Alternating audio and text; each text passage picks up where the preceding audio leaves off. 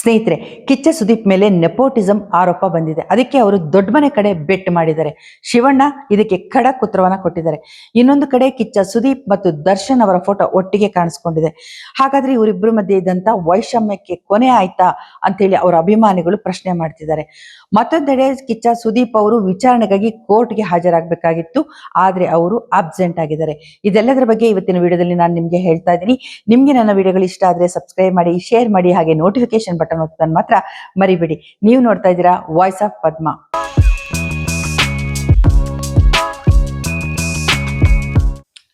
ನಮಸ್ಕಾರ, ನಾನು ಪದ್ಮಾ ಶಿವಮೊಗ್ಗ. ಸ್ನೇಹಿತರೆ, ಇತ್ತೀಚೆಗಷ್ಟೇ ಮ್ಯಾಂಗೋ ಪಚ್ಚ ಎನ್ನುವಂತ ಒಂದು ಕನ್ನಡ ಸಿನಿಮಾ ರಿಲೀಸ್ ಆಗಿದೆ. ಆ ಸಿನಿಮಾದಲ್ಲಿ ನಾಯಕ ನಟಾಗಿ ನಡೆಸೋದ್ ಮೂಲಕ ಸಂಚಿತ್ ಸಂಜೀವ್ ಎನ್ನುವಂತ ಯುವಕ ಸ್ಯಾಂಡಲ್ವುಡ್ಗೆ ಎಂಟ್ರಿ ಕೊಟ್ಟಿದ್ದಾರೆ. ಈ ಚಿತ್ರವನ್ನ ವಿವೇಕ್ ಪ್ರಕಾಶ್ ಅವರು ನಿರ್ದೇಶನ ಮಾಡಿದ್ದಾರೆ. ಹಾಗೆ ಈ ಚಿತ್ರದ ರಿಲೀಸ್ ನಂತರ ಒಂದು ಪ್ರೆಸ್ ಮೀಟ್ ಅನ್ನ ಮಾಡಲಾಯಿತು. ಚಿತ್ರತಂಡ ಅಲ್ಲಿ ಹಾಜರಿತ್ತು. ಜೊತೆಯಲ್ಲಿ ಸುದೀಪ್ ಅವರು ಕೂಡ ಉಪಸ್ಥಿತರಿದ್ರು. ಅಂದ್ರೆ ಈ ಚಿತ್ರವನ್ನ KRG ನಿರ್ಮಾಣ ಮಾಡಿದೆ. ಜೊತೆಯಲ್ಲಿ ಸುದೀಪ್ ಅವರ ಪತ್ನಿ ಪ್ರಿಯಾ ಅವರು ಕೂಡ ಸುಪ್ರಿಯಾ ಅನ್ವಿ ಅನ್ನೋ ಪ್ರೊಡಕ್ಷನ್ ಹೌಸ್ ಮೂಲಕ, ತಮ್ಮದೇ ಪ್ರೊಡಕ್ಷನ್ ಹೌಸ್, ಅದ್ರ ಮೂಲಕ ಪ್ರೊಡ್ಯೂಸ್ ಮಾಡಿದ್ದಾರೆ. ಇಲ್ಲಿ ಇನ್ನೂ ಒಂದು ಕಾರಣ ಇತ್ತು. ಈ ಚಿತ್ರದಲ್ಲಿ ನಾಯಕನಾಗಿ ನಟಿಸಿರುವಂತ ಸಂಚಿತ್ ಸುದೀಪ್ ಅವರ ಸೋದರಳಿ, ಅಂದ್ರೆ ಅಕ್ಕನ ಮಗ. ಹಾಗಾಗಿನೇ ಅವರು ತುಂಬಾ ಪ್ರೀತಿಯಿಂದ ತಮ್ಮ ಸೋದರಳಿಯನಿಗೆ ಈ ಚಿತ್ರಕ್ಕೆ ಬೆಂಬಲವನ್ನು ವ್ಯಕ್ತಪಡಿಸಿ ಅವ್ರ ಬೆನ್ನಿಗೆ ನಿಂತರು. ಕೊನೆಗೆ ಚಿತ್ರ ನಿರ್ಮಾಣಕ್ಕೂ ಕೂಡ ಮುಂದಾಗಿದ್ರು ಅಂತಾನೆ ಹೇಳ್ಬೋದು. ಈ ಸಂದರ್ಭದಲ್ಲಿ ಒಂದು ಪ್ರೆಸ್ ಮೀಟ್ ಅನ್ನ ಅವರು ಮಾಡಿದ್ರು. ಆ ಪ್ರೆಸ್ ಮೀಟ್ ಅಲ್ಲಿ ಪತ್ರಕರ್ತರೊಬ್ರು ಸಂಚಿತ್ ಅವರನ್ನ ಒಂದು ಪ್ರಶ್ನೆ ಕೇಳಿದ್ರು. ಇಲ್ಲಿ ಎಲ್ಲೋ ನೆಪೋಟಿಸಂ ಕಾಣ್ತಾ ಇದೆ ಅಂತ ಎಲ್ಲರೂ ಮಾತಾಡ್ತಾ ಇದ್ರೆ, ಇದಕ್ಕೆ ನೀವೇನ್ ಹೇಳ್ತೀರಾ ಅಂತಂದ್ರೆ ಸ್ವಜನ ಪಕ್ಷಪಾತ ಅಂತ ಹೇಳಿದ್ರು. ಅವರು ಉತ್ತರಿಸ್ತಿರುವಾಗ್ಲೇನೆ ಸುದೀಪ್ ಅವರು ಮಧ್ಯಪ್ರವೇಶಿಸ್ಬಿಟ್ಟು ಮಾತಾಡ್ತಾರೆ. ಅದ್ರ ಬಗ್ಗೆ ಅವರು ತಮ್ಮ ಅಭಿಪ್ರಾಯ ಏನು ಅನ್ನೋದನ್ನ ಹೇಳ್ತಾರೆ. ಏನ್ ಹೇಳಿದ್ದಾರೆ ಅನ್ನೋದನ್ನ ಈ ವಿಡಿಯೋದಲ್ಲಿದೆ, ನೋಡಿ. ನೆವರ್ದಲೆಸ್, ಈ ಪ್ರಶ್ನೆ ಎಲ್ಲರಿಗೂ ಕೇಳ್ತೀರಾ? ಆಕ್ಚುಲಿ ಇದು ದೊಡ್ಡ ಮನೆಯಿಂದಾನೇ ಸ್ಟಾರ್ಟ್ ಆಯ್ತಲ್ಲ. ಶಿವರಾಜ್ ಕುಮಾರ್ ಅವ್ರಿಗೆ ನೀವು ಕೇಳಿಲ್ಲ?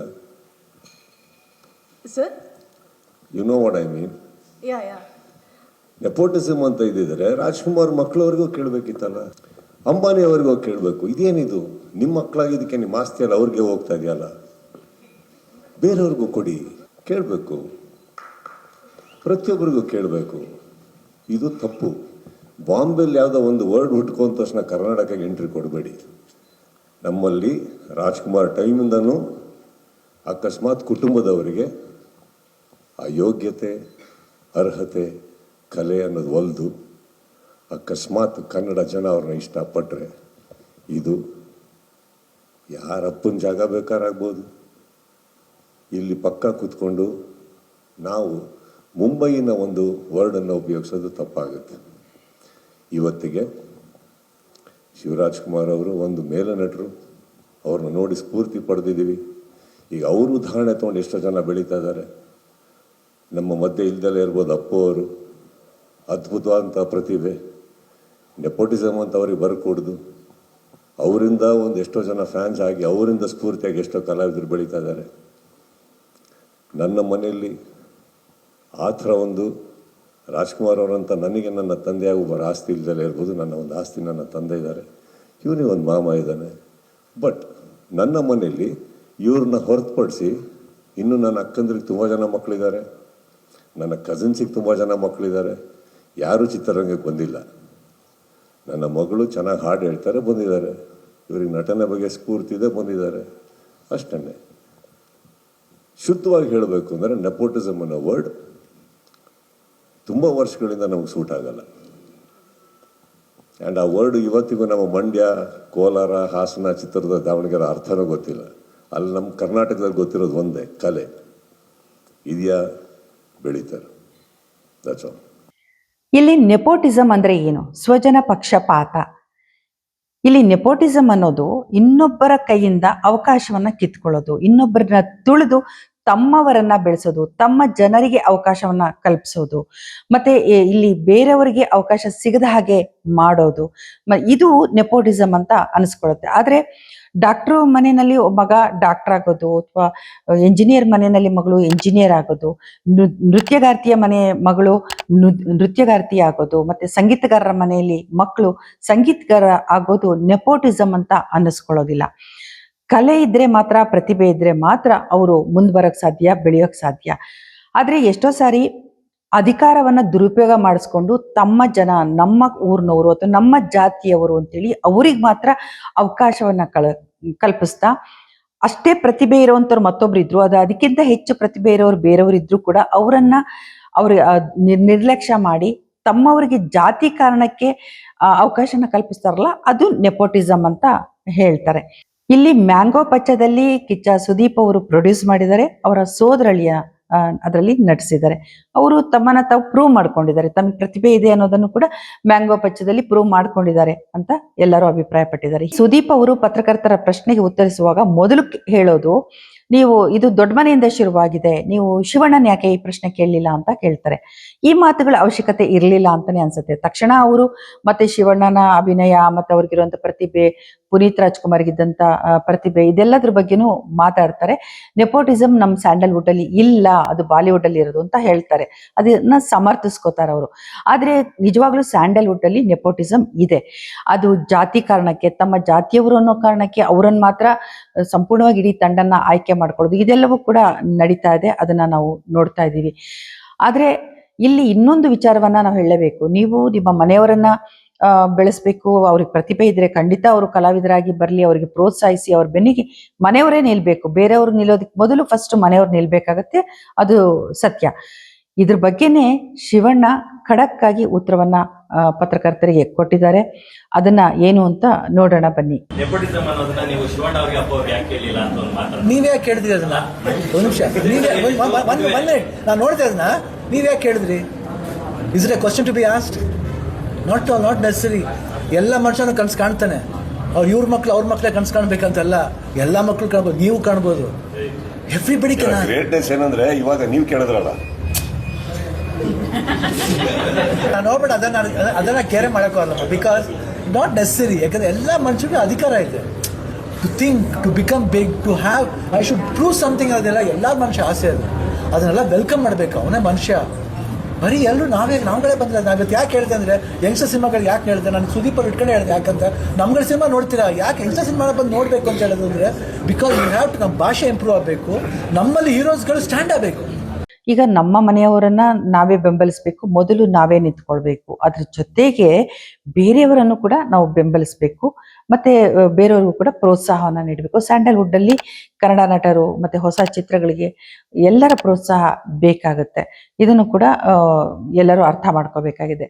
ಸ್ನೇಹಿತರೆ, ಇನ್ನೊಂದು ಕಡೆ ಮ್ಯಾಂಗೋ ಪಚ್ಚ ಸಿನಿಮಾದ ರಿಲೀಸ್ ಟೈಮಲ್ಲಿ ಪೋಸ್ಟರ್ನಲ್ಲಿ ಕನ್ನಡ ಚಿತ್ರರಂಗದ ನಟರೆಲ್ಲರ ಫೋಟೋಗಳನ್ನ ಹಾಕಿ ಕೊಲಾಜನ ಮಾಡಲಾಗಿರುತ್ತೆ. ಅದ್ರ ಮಧ್ಯದಲ್ಲಿ ಕಿಚ್ಚ ಸುದೀಪ್ ಮತ್ತು ದರ್ಶನ್ ಅವರ ಫೋಟೋ ಒಟ್ಟಿಗೆನೆ ಹಾಕಲಾಗಿದೆ. ಇದು ಎಲ್ಲರ ಕುತೂಹಲವನ್ನ ಕೆರಳಿಸಿತ್ತು. ಅಂದ್ರೆ ಯಾರು ಈ ಪೋಸ್ಟರ್ ಮಾಡಿಸಿದ್ದು ಅಥವಾ ಯಾರು ಈ ತರ ಹಾಕಿದ್ದು ಅನ್ನೋವಂಥ ಕುತೂಹಲ ಇತ್ತು. ಮತ್ತೆ ಕಿಚ್ಚ ಸುದೀಪ್ ಮತ್ತು ದರ್ಶನ್ ಅವರ ಇಬ್ಬರ ನಡುವೆ ಅವರ ಅಭಿಮಾನಿಗಳ ಮಧ್ಯೆ ತುಂಬಾನೇ ಸ್ಟಾರ್ ವಾರ್ ಮೊದಲಿಂದನೂ ನಡ್ಕೊಂಡು ಬಂದಿದೆ. ಅಂದ್ರೆ ಕಿಚ್ಚ ಸುದೀಪ್ ಅಭಿಮಾನಿಗಳಿಗೆ ದರ್ಶನ್ ಅಭಿಮಾನಿಗಳನ್ನ ಕಂಡ್ರೆ ಆಗಲ್ಲ, ದರ್ಶನ್ ಅಭಿಮಾನಿಗಳಿಗೆ ಕಿಚ್ಚ ಸುದೀಪ್ ಅಭಿಮಾನಿಗಳನ್ನ ಕಂಡ್ರೆ ಆಗಲ್ಲ. ಅದೆಲ್ಲದ್ರ ಜೊತೆನಲ್ಲಿ ಕಿಚ್ಚ ಸುದೀಪ್ ಮತ್ತು ದರ್ಶನ್ ಅವರು ಕೂಡ ಹಿಂದೆ ತುಂಬಾ ಆತ್ಮೀಯ ಸ್ನೇಹಿತರಾಗಿದ್ರು. ಅದಾದ ನಂತರ ಭಿನ್ನಾಭಿಪ್ರಾಯದಿಂದಾಗಿ ದೂರ ಆಗಿದ್ರು. ಇದು ಅವರ ಅಭಿಮಾನಿಗಳಲ್ಲಿ ಒಂದು ಭಿನ್ನಾಭಿಪ್ರಾಯಕ್ಕೆ ಕಾರಣ ಆಗಿತ್ತು. ಸೊ ಅವರಿಬ್ರು ಫೈಟ್ ಮಾಡ್ಕೊಂಡು ಸೋಷಿಯಲ್ ಮೀಡಿಯಾದಲ್ಲಿ ಅಲ್ಲಿ ಇಲ್ಲಿ ಮಾತಾಡ್ಕೊಂಡಿದ್ರು. ಆದ್ರೆ ಈಗ ಮೊಟ್ಟ ಮೊದಲ ಬಾರಿಗೆ ಈ ತರದ ಒಂದು ಪೋಸ್ಟರ್, ಅದು ಮ್ಯಾಂಗೋ ಪಚ್ಚ ಸಂಚಿತ್ ಸಂಜೀವ್, ಸುದೀಪ್ ಅವರ ಅಕ್ಕನ ಮಗನ ಸಿನಿಮಾದಲ್ಲೇ ಒಂದು ಕಾಣಿಸ್ಕೊಂಡಿದೆಯಲ್ಲ, ಅದು ಎಲ್ಲರಿಗೂ ಒಂದು ಕುತೂಹಲವನ್ನ ಕೆರಳಿಸ್ತು. ಈ ಬಗ್ಗೆ ಪತ್ರಕರ್ತರು ಪ್ರಶ್ನೆಯನ್ನ ಮಾಡಿದಾಗ ಸುದೀಪ್ ಅವರು ಏನು ಉತ್ತರ ಹೇಳಿದ್ರು ಅನ್ನೋದನ್ನ ನೀವೇ ನೋಡಿ. ಅದು ನಾನೇ ಮಾಡಿಸಿದ್ದು, ನಂದೇ ಐಡಿಯಾ. ಏನಕ್ಕಂದ್ರೆ ಹುಚ್ಚ ಸಿನಿಮಾ ರಿಲೀಸ್ ಆದಾಗ ಕಟ್ಔಟ್ ಅನ್ನೋದು ಒಂದು ಪದ್ಧತಿ, ಒಂದು ಫಾರ್ಮ್ಯಾಲಿಟಿ ಇತ್ತು.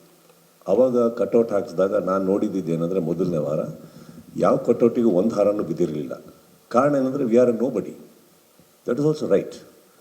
ಐ ಟೋಲ್ಡ್ ಹಿಮ್, ನೀನು ಕಟ್ಔಟ್ ಹಾಕ್ಸಿದ್ರೆ ಇವಾಗ ಅದಕ್ಕೆ ಖಾಲಿ ಬಿಡೋಕ್ಕಾಗಲ್ಲ. ಹಾರ ಹಾಕ್ಸಿದ್ರೆ ಯಾರು ಹಾಕ್ಸಿದ್ರು ಅಂತ ಬರುತ್ತೆ.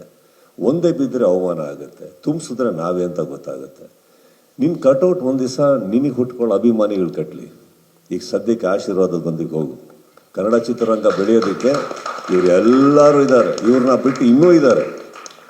I think the best garland is their blessings, and I thought this the whole team needs. And ಅವ್ರ ಆಶೀರ್ವಾದ ಅಂತ ನನಗೆ ಅನ್ನಿಸ್ತು. ಅವತ್ತು ಇವ್ರಿಗೆ ಕೇಳಿದೆ, ಇವರೆಲ್ಲರೂ ಒಪ್ಕೊಂಡ್ರು ಕರೆಕ್ಟ್ ಅಂತ. It's not that I imposed man, ನಾನು ಐ ಆಲ್ವೇಸ್ ಆಸ್ಕ್. ಅದು ಅವ್ರಿಗೆ ಕರೆಕ್ಟ್ ಅನ್ನಿಸ್ತು. ಅವ್ರು ಮಾಡಿದ್ಮೇಲೆ ನನಗೆ ತುಂಬ ತೃಪ್ತಿ ಆಯಿತು. I think it was one of the most beautiful garland any team can get, such wonderful legacies. ಅದು ನಂಗೆ ಖುಷಿ ಆಯಿತು. ಈಗ ನೀವೇನು ಹೇಳ್ತಾ ಇದ್ದೀರಿ ಸ್ಟಾರ್ ವಾರ್ ಅನ್ನೋದು, you tell me, how do you end it? Give me an idea some day and will end it. ಇಲ್ಲಿ ಸುದೀಪ್ ಅವರು ಸ್ಪಷ್ಟವಾಗಿ ನೇರವಾಗಿ ಇದ್ರ ಬಗ್ಗೆ ಏನನ್ನು ಮಾತಾಡದೇ ಇದ್ರೂ ಕೂಡ ಎಲ್ಲೋ ಒಂದ್ ಕಡೆ ಅವರ ಮನಸ್ಸು ಕೂಡ ಬದಲಾಗ್ತಿದ್ಯಾ ಅನ್ನುವಂಥ ಒಂದು ಅನುಮಾನ ಬರುತ್ತೆ. ಜೊತೆಯಲ್ಲಿ ಅಭಿಮಾನಿಗಳಿಗೂ ಕೂಡ ಇದು ತುಂಬಾ ಖುಷಿಯನ್ನ ಕೊಟ್ಟಿದೆ. ಅವರಿಬ್ರು ಒಂದಾಗಬೇಕು ಅಥವಾ ಅಭಿಮಾನಿಗಳೆಲ್ಲ ಒಂದಾಗಬೇಕು ಅನ್ನೋದು ಆಶಯ ಆಗಿತ್ತು. ಈಗ ಈ ಅಭಿಮಾನಿಗಳು ಒಂದಾದ್ರೆ ನಿಜವಾಗ್ಲೂ ಸ್ಯಾಂಡಲ್ವುಡ್ಗೆನೆ ಲಾಭ ಅಂತ ಹೇಳಬಹುದು. ಮ್ಯಾಂಗೋ ಪಚ್ಚ ಚಿತ್ರದಲ್ಲಿ ನಟಿಸಿರುವಂತ ಸಂಚಿತ್ ನಟನೆ, ಧ್ವನಿ, ಮಾತನಾಡುವ ಶೈಲಿ ಎಲ್ಲವೂ ಕೂಡ ಸುದೀಪ್ ಅವರ ತದ್ರೂಪಾಗಿದೆ ಅನ್ನೋದು ಎಲ್ಲರ ಅಭಿಪ್ರಾಯ ಆಗಿದೆ. ಇದಲ್ಲದೆ ಅವರಿಗೆ ಪಚ್ಚ ಅನ್ನುವಂತ ಹೆಸರು ಕೂಡ ಆ ಚಿತ್ರದಲ್ಲಿ ಇದೆ. ಅಂದ್ರೆ ಕಿಚ್ಚ ಪಚ್ಚ ಅಂತೇಳಿ ಪ್ರಾಸಬದ್ಧವಾಗಿರ್ಲಿ ಅಂತ ಇದನ್ನ ಇಟ್ರ, ಮುಂದೆ ಅವರು ಸುದೀಪ್ ಅವರ ಜೂನಿಯರ್ ಆಗ್ತಾರ ಅನ್ನುವಂಥ ಮಾತುಗಳು ಕೂಡ ಕೇಳಿ ಬರ್ತಾ ಇದೆ. ಆದ್ರೆ ನಿರ್ದೇಶಕರು ಇದು ಉದ್ದೇಶಪೂರ್ವಕವಾಗಿ ಇಟ್ಟಂತ ಹೆಸರಲ್ಲ. ಪಚ್ಚ ಅನ್ನೋದು 2020ರಲ್ಲಿ ಕತೆ ಬರ್ದಾಗ್ಲೇನೆ ನಾನು ಆ ಪಾತ್ರಕ್ಕೆ ಇಟ್ಟಂತ ಹೆಸರು. ಅದು ಕಾಕತಾಳೀಯ ಅನ್ನೋದು ಹೇಳಿದ್ದಾರೆ. ಇದೆಲ್ಲದರ ನಡುವೆ ಮಾನನಷ್ಟ ಮೊಕದ್ದಮೆಗೆ ಸಂಬಂಧಿಸಿದಂತೆ ಸುದೀಪ್ ಅವರು ಕೋರ್ಟ್ಗೆ ಹಾಜರಾಗಬೇಕಾಗಿತ್ತು. ಆದ್ರೆ ಅವರು ಗೈರು ಹಾಜರಾಗಿದ್ದಾರೆ.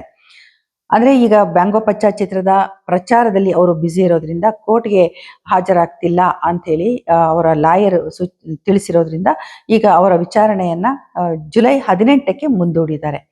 ಆ ದಿನಕ್ಕಾಗಿ ಎಲ್ಲರೂ ಕುತೂಹಲದಿಂದ ಕಾಯ್ತಾ ಇದ್ದಾರೆ. ಏನಿದು ಪ್ರಕರಣ ಅಂದ್ರೆ, ನಿರ್ಮಾಪಕರಾದ ಕುಮಾರ್ ಮತ್ತು MN ಸುರೇಶ್ ಅವರು ಒಂದು ಆರೋಪವನ್ನ ಸುದೀಪ್ ಅವ್ರ ಮೇಲೆ ಮಾಡಿದ್ದಾರೆ. ಅದು 2023ರಲ್ಲಿ ಮಾಡಿದಂತ ಆರೋಪ. ಅಂದ್ರೆ 8 ವರ್ಷಗಳ ಹಿಂದೆ ಕಾಲ್ ಶೀಟ್ ಕೊಡ್ತೀನಿ ಅಂತ ನಮ್ಮ ಹತ್ರ ಅಡ್ವಾನ್ಸ್ ಹಣ 9 ಕೋಟಿ ತಗೊಂಡಿದ್ದಾರೆ.